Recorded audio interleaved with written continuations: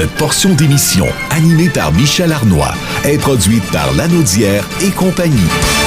Lanaudière universitaire.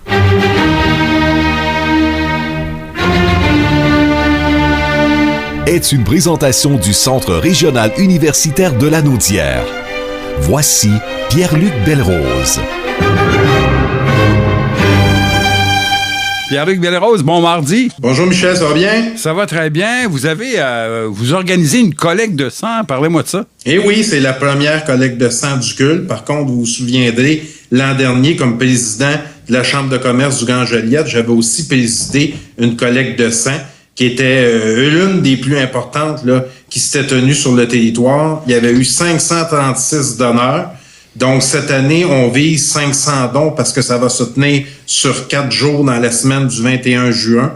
Donc, ça se tiendra aussi du côté des Galeries Joliette cette année. Puis, on invite les gens à prendre rendez-vous étant donné le contexte de la pandémie.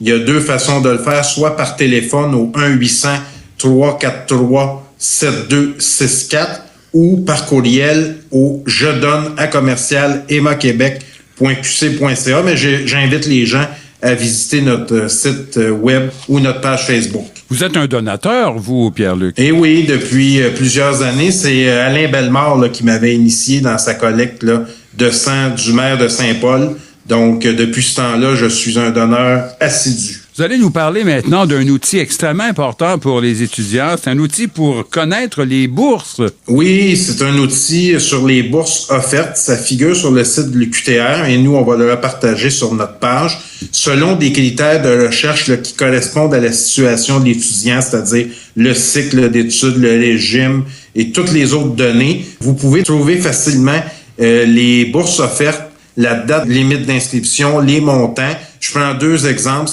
On a le prix Charles Bédel qui souligne l'apport exceptionnel de personnes ayant immigré au Québec et dont l'engagement personnel ou professionnel contribue au développement culturel et artistique du Québec. Donc, il y a deux bourses de 5 000 $. Il y a la Fondation Normand-Brie qui fournit à des individus qui font face à un obstacle dans leur vie des outils qui leur permettent de les surmonter. Là, on parle aussi de différentes bourses qui sont offertes là, pour soutenir des gens motivés à se réaliser. Donc, il y a une foule de bourses, là, une liste qui pourrait être très utile pour des étudiants qui recherchent du financement. Puis, je vous dirais que du côté du CUL, on travaille présentement avec le conseil de gouvernance pour implanter une nouvelle bourse là, incessamment.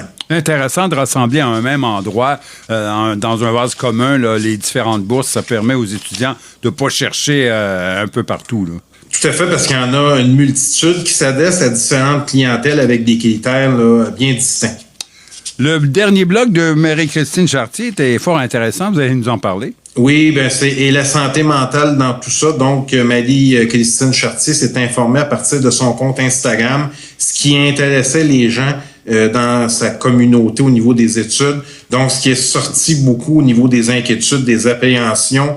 On parlait de l'anxiété de performance et de santé mentale. Il y a beaucoup de détresse psychologique là, actuellement dans le contexte de pandémie. Donc, Marie-Christine en parle là, dans son dernier billet. Et puis, elle laisse à la toute fin aussi des liens pour du soutien psychologique, là, que ce soit au niveau de l'UQTR, de l'UQAM, de l'Université de Montréal. Donc, j'invite les étudiants là, à lire le billet de Marie-Christine sur son blog ocul.ca. Dans quelques instants, Pierre-Luc Belrose, le premier ministre François Legault va nous faire son plan de déconfinement. J'imagine que vous attendez ces annonces avec grand intérêt. Ben oui, tout à fait, comme tout le monde, plus particulièrement, effectivement, dans le monde de l'éducation pour voir comment tout cela va s'opérer dans les prochaines semaines, les prochains mois aussi.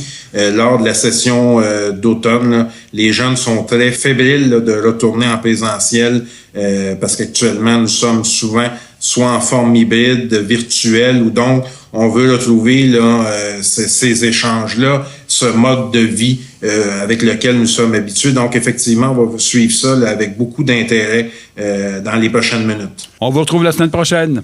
Merci, Michel. Bonne semaine. Lanaudière universitaire vous a été présenté par le CRUL.